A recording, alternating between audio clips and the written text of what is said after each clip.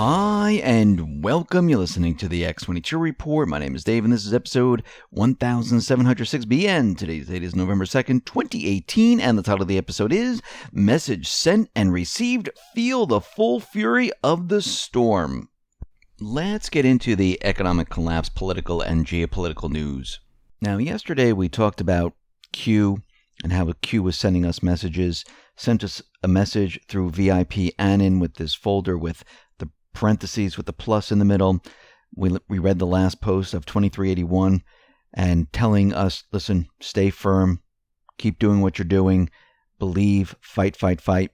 And we also said Q was dark on purpose because of the Hatch Act, because of the elections coming up. And lo and behold, Q started posting again. And Q brought up the Hatch Act. Q explained through the post why everything had to go dark and why Q came back and why we're going to see the full fury of the storm. But before we get to that, let's go to what is happening down on the U.S. borders here with the illegals that are marching up towards the borders and the troops that are heading towards the borders. Right now, the first 100 active duty U.S. military service members, they have arrived at the U.S.-Mexico border as part of the Operation Faithful Patriot. And this is to head off the illegals that are marching up to the borders. Now remember, these individuals are being paid, they're being helped up to the borders, and they're trying to get here. And this is part of the deep state agenda. We know Soros most likely is behind this. Trump has come out many, many times to explain that I think Soros might be paying these individuals to come up to the U.S. And this has been part of the plan. Now, the U.S. troops are doing initial assessments of the border, crossing at McAllen, Texas. There are around 2,600 troops at staging bases, largely in Texas, while several thousand more are anticipated to arrive this weekend to California and Arizona. Now, the Pentagon has said that there are over 7,000 U.S. troops that are being sent to the border. Trump said it could go as high as 15,000, depending on how many they need. Now, Trump took a hard line, and he said if you cross the border illegally, you're not eligible for asylum. Now, the administration has decided to process asylum seekers only by lawfully presenting themselves at ports of entry, and any claims of asylum made when caught illegally entering the country would be denied under Trump's proposal. Now, of course, this is going to be a problem because the courts are going to challenge this due to the language in the Immigration and Nationality Act, which says anyone who arrives in the United States may claim asylum if they have a well-founded fear of persecution. Now, Trump is out there saying, listen, this same caravan who says they're seeking asylum, well, Mexico offered them asylum and they didn't accept. So these individuals who are marching up from Central America, they are not legitimate asylum seekers because they did not accept the asylum offers from Mexico. And he also pointed out that asylum is not a program for people living in poverty. Now, during a news conference, Trump says the military may fire upon migrant caravan if attacked with rocks. And I think what Trump is doing right now is he's baiting the mainstream media. He knows that these individuals are marching up with weapons, with Molotov cocktails. He knows that they're going to create violence. That's the whole purpose of this. This is not for these people to look for freedom, democracy, to apply for asylum. If this was true, you wouldn't have a caravan like this marching up, being bussed up, and being paid to do this. So he already knows that they're going to do something. So he's out there saying, listen, if they do this, then we're going to take action. He wants to show what these individuals are really like. He wants all this caught on camera. Now, does this mean the armed forces are going to open fire on these people? Most likely not. He's going to let them do whatever they're going to do, get it caught on camera to show the world what these people are really like. And most of the other people, they're not even going to be involved because we know there are provocateurs within the crowds to push a certain agenda. And of course, what he's going to do, most likely, is tweet about all of this and show what is really happening here. And what's very interesting is that this movement is moving across the globe now. Yesterday, the day before, we talked about how different countries decided they're going to withdraw from the UN Migration Pact. We talked about Austria. We talked about Hungary. We talked about Croatia. Now we have the Czech Prime Minister saying, listen, we're pulling out of the UN Migration Agreement. We're not doing it. We're going to see many more countries pull out of this completely. Now, out of the securitystudies.org, they looked at the situation with Khashogi, and they did an analysis of this, and they started to realize that the Turkish government is using a Russian technique with Khashogi. Let me explain.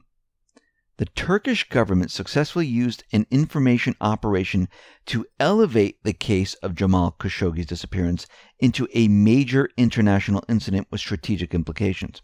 Now, the disappearance of Khashoggi is very similar to the disappearance and possible murder of head of Interpol Meng Hongwei. In one of these cases, a highly visible individual with international position vanished without a trace and little fanfare. In the other, a stunning amount of media coverage resulted in one of the largest news stories of the year. The U.S. Secretary of State was personally dispatched to investigate, as was later the Director of Central Intelligence. The difference in these cases is caused by the existence of the Turkish information operation and the absence of any similar operation attempting to push the Chinese accountability.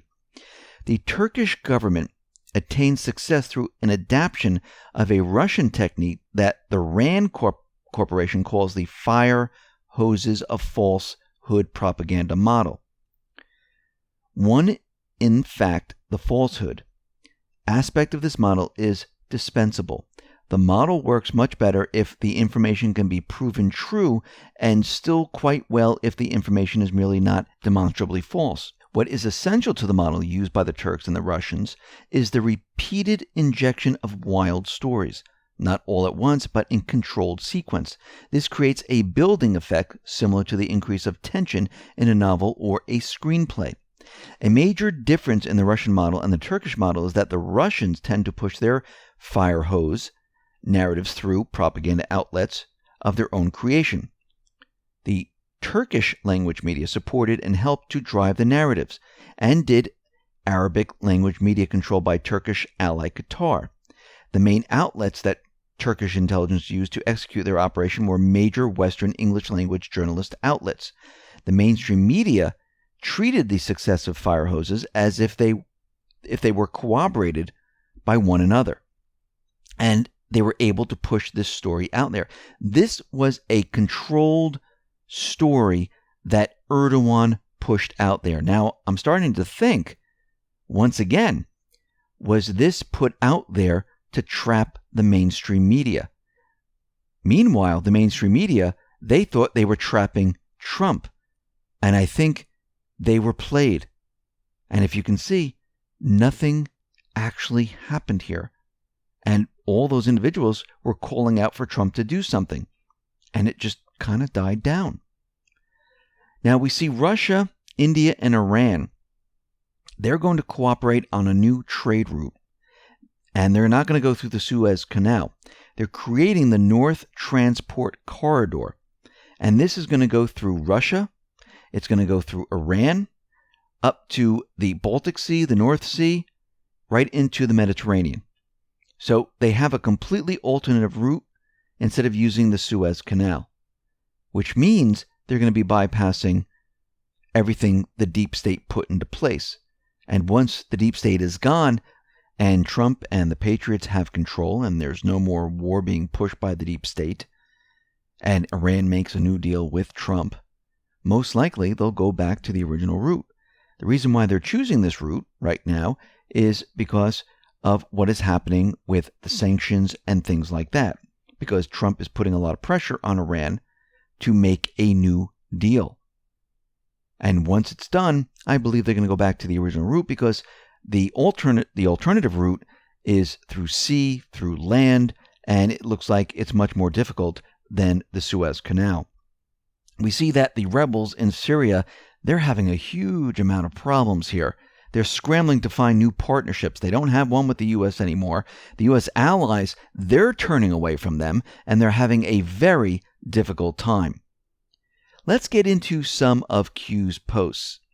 Now, Q has been dark for quite a while, and we talked about the Hatch Act and the reason why Q was not online.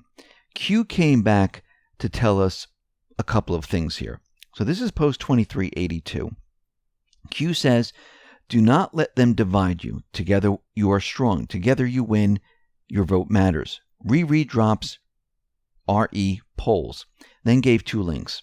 And this is to OGE.gov and OSC.gov. And this has to do with the Hatch Act. But first, let's do what Q is telling us to do here. Let's look at the posts with polls. This is post 2000, 2029, 2030, and 2032. So first, post 2000. And Anon put up, Washington Post why? Bezos, Amazon. Q and Trump unpopular. No, they fear Trump and Q, discredit both. Typical tactic. Q came on and said, think about this. Did the Washington Post dedicate resources to conduct an actual poll? R.E. QAnon. All for a conspiracy. Ask yourself, why? Basically telling us that these polls are completely fake. They're just putting it together to convince people of Q that he's a conspiracy and Q's not real, or whatever they want to push. Post 2029. Q puts up many different articles and says, think polls posted yesterday. Washington Post. What are the odds of that? Notice any similarities. Gave a lot of samples to many different articles. And says, do you believe in coincidences? Now, most of these articles had to do with Trump's approval rating, had to do with, most of the people support Mueller and things like that. And Q is out there saying, what are they trying to do with polls? They're trying to convince people. Post 2030 gave everything that we saw in 2029, but added the following. Think, and this is in kill brackets, Washington Post. Q Annan yesterday poll. POTUS today poll. Notice any similarities. Fake news. Readers asleep, not attentive or alert, inactive, told to support Sessions. Every battle is won before it's ever fought. Are you awake? Some of these articles had to do with supporting Sessions. Remember, Trump's strategy, and Q has told us this, and confirmed that Trump was pushing the agenda that he really didn't want Sessions. They were using the polls to support Sessions. They're using the polls to support Mueller. They're using the polls to say that Trump, his approval rating is declining. And this is why Q is telling us it's fake news. Let's look at 2032. Put up a picture of MSNBC, endorsements by daily newspapers. Trump on one side has no endorsements. Clinton has many. The New York Daily News, the Houston Chronicle, San Francisco Chronicle, Dallas Morning News. Actually, look at all the news medias that Clinton has. And Q went on to say, do you believe actual polls were conducted? Pre-election polls, Hillary Rodham Clinton favored 98%. Reconcile against results. Why is there emphasis put on polls? Define human nature. The general psychological characteristic, feelings, behavioral traits of humankind regarded as shared by all humans. Point 1, fake news logic. If people believe the odds are hopeless, their candidate will win. Do they still make the effort to vote? Point 2. If people believe the odds are overwhelming, their candidate will win. Do they still make the effort to vote? Does 1 cancel 2? Point 3. Fake news logic. If people believe the majority of people feel a certain way about something, do they go with the majority to feel accepted? Most of the time, yes. If the majority of people believe something, does that imply it must be right? Does this give rise to we are the majority mindset? Define echo chamber. A metaphorical description of situation in which beliefs are amplified or reinforced by communication and repetition inside a closed system. Prior to new platforms, networks connecting people, did the old guard have full control? Yes. Did the old guard learn from mistakes, 2016 election, and now tasking all new platform networks to censor? When you are awake, you can see clearly. Polls are created and maintained by the mainstream media. These are psychological weapons designed to make you think and to make you question who you are voting for or who you're supporting. If you hear everyone is voting for one candidate and that candidate has millions of votes, they're hoping that you wouldn't bother voting for the other person. And they're using this psychological type of warfare. That's why they use polls. Q put up the Hatch Act to show this is why Q went dark, so Q wouldn't violate the Hatch Act. So everything that we talked about before, why Trump really isn't tweeting a lot of things about Clinton, about Orr, about Rosenstein, and things like that, and why Q was dark for many, many days, it all had to do with the Hatch Act. So let's move into post 2383, because later on, Q goes into the Hatch Act because there are certain individuals who were trying to make the case that Q was violating the Hatch Act. And I think this is why Q came back out to show that Q did not. But let's get into post 2383 first. Within 2383, there's post 1751. They do not want you asking questions. They do not want you thinking for yourself. They do not want you united. They want you to live in fear and they want you divided. They want you asleep. They want you blind. The message must bypass the mainstream media. It is the only way. People united hold the power. Think election 2016. Power shall be returned to the people. So Q under this put, we have to bypass the media in order to get straight to the people. We've gone around them like no one in history has gone around them. POTUS at tonight's rally. Think mainstream media attacks REQ. We are the people. Post 2384. Put everything up from post 2383 and down below says, power shall be returned to the people. Returning power to you, the American people, POTUS. Put up a link to POTUS's Twitter. Coincidence? Now, what is the coincidence? In Trump's tweet, Trump said the following: beautiful evening at MAGA rally with great American patriots. Loyal citizens like you help build this country, and together we are taking back this country, returning power to you, the American people. Get out and vote. So what Q is saying right now is that Q said returning power to the people. Trump tweeted power to the people. And in post 2385, Q puts up the diagram and shows that this is not a coincidence. Shows that this was planned. So in Trump's tweet, it says returning power to you, the American people. And in post 35, on November 1st, 2017, Trump posted this tweet on November 1st, 2018. It says, to bring forth peace, unity, and return power to the people. Down below in this post 35, it says 4, 10, 20 equals D for Donald, J, T for Trump. And Q says, do you believe in coincidences? And shows all of this in all the posts. This is a confirmation. Under this, it says mathematically impossible or every detail planned. Every detail was planned. Today, 1 year ago, where we go one, we go all. Q. Remember, this entire operation with Q, with Trump, has been planned since the very beginning, going back many years. They had this planned. And plans take a long time to do it right. This is why Q continually says, stay calm. Do not think with your emotions. Think logically. Post 2386 put up a picture of two individuals wearing Make America Great Again. Where we go on, we go out, we go all.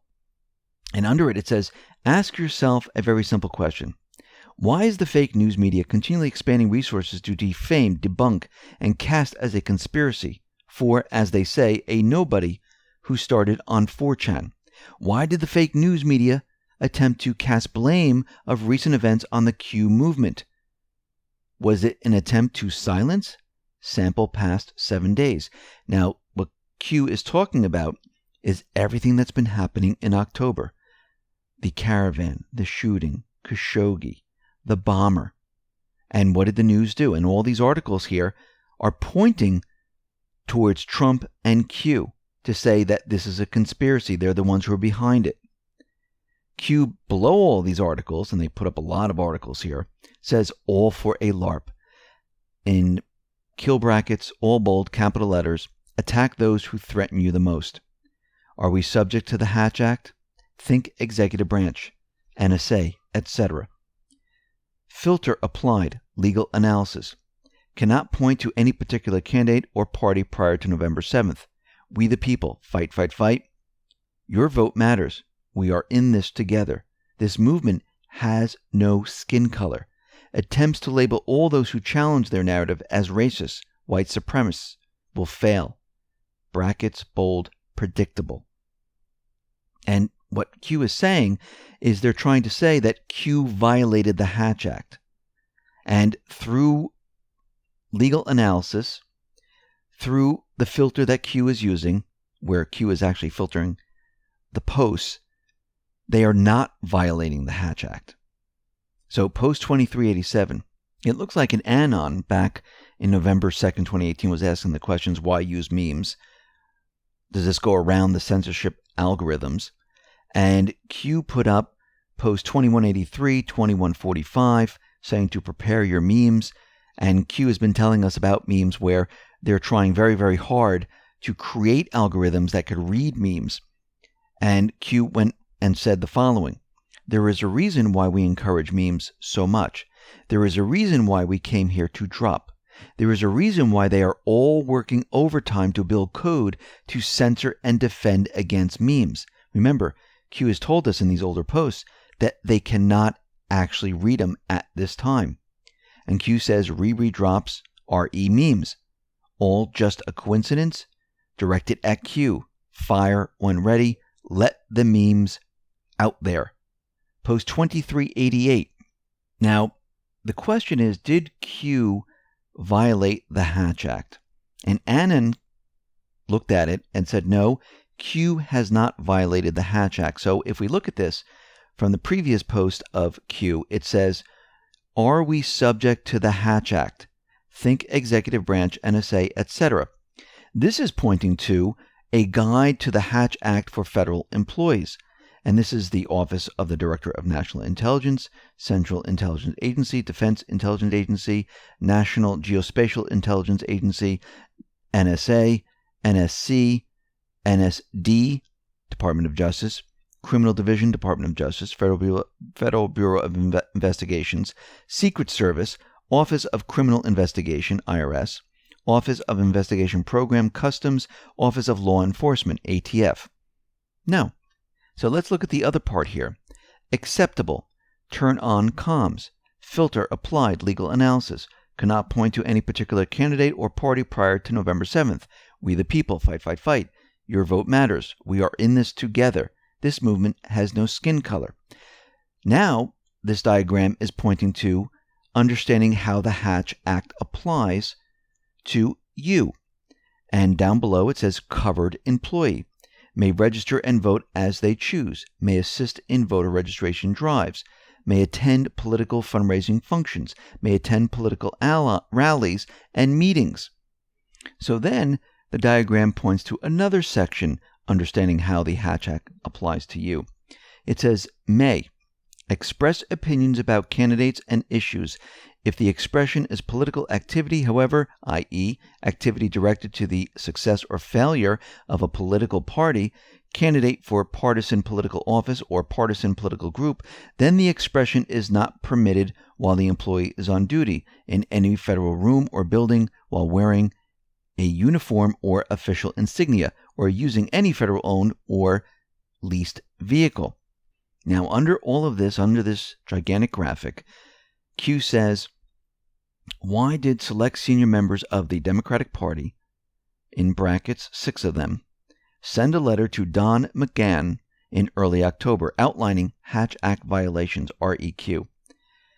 Q says Freedom of Information Act works in this situation.